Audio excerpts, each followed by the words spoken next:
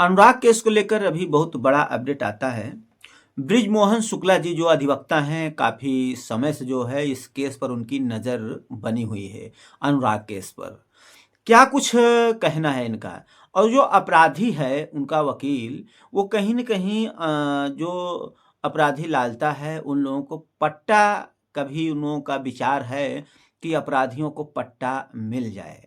लेकिन साफ तौर पर बृजमोहन शुक्ला जी जो अधिवक्ता हैं, उन्होंने साफ-साफ कह दिया है कि जो अपराधी हैं, उन्हें पट्टा कोई कीमत पर नहीं मिल सकती।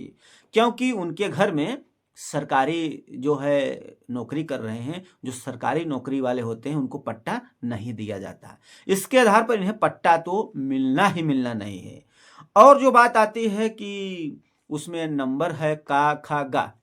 का जो है बंजर ज़मीन है, खा जो है आबादी है, गा जो है उसमें अनुराग के पिताजी को पट्टा मिला हुआ है। तो इसमें जो का ज़मीन बताया जाता है, का में ही उस अपराधी का लालता रमेश का घर बना हुआ है, मकान बना हुआ है। और जो खा है, वो आबादी है, जिसमें लोग बसे होंगे।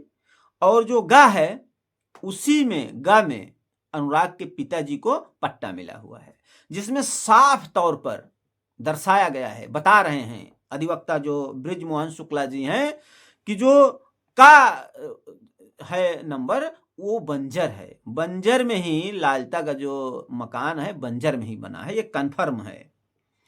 और 3 जनवरी के बाद इस पे बुलडोज़र की कार्यवाही कभी भी हो सकती है। क्योंकि अब ये जो जिरह होना था, यहाँ तक ये भी कह दिए कि ये जिरह होना था, जिरह तो हो गया आज। उसके बाद जो फाट करने की बता रहे हैं कि 3 है उसमें फाट करना होगा, अलगाना होगा, तो वो तो 1 दिन का काम है, उसमें बहुत समय नहीं लगेगा, सिर्फ़ 1 दिन का काम है।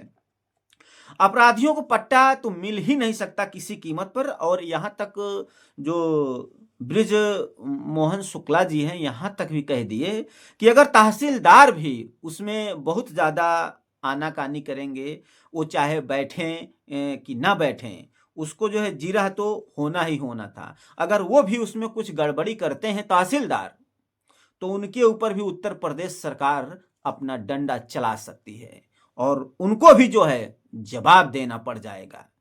तो ये कुल मिलाकर यही है कि अपराधी के मकान पर बुलडोजर चलना तय है। और ये भी उनका कहना है, बृजमोहन शुक्ला जी जो अधिवक्ता हैं, कि उनके मकान को कोई बचा नहीं सकता। अब जो 3 जनवरी आएगी, उस 3 जनवरी को उनका मकान गिरना ही गिरना है। कभी भी वहां ऑर्डर हो सकता है, क्योंकि इसको बचाने के लिए कोई चारा नहीं है। अब फाट करने की जो बात है, वो तो 1 दिन वहां माफ हो जाएगा। तो इसी तरह से जो है अपराधी अब बच नहीं पाएंगे, इनके मकान पर बुलडोजर चलना तय है।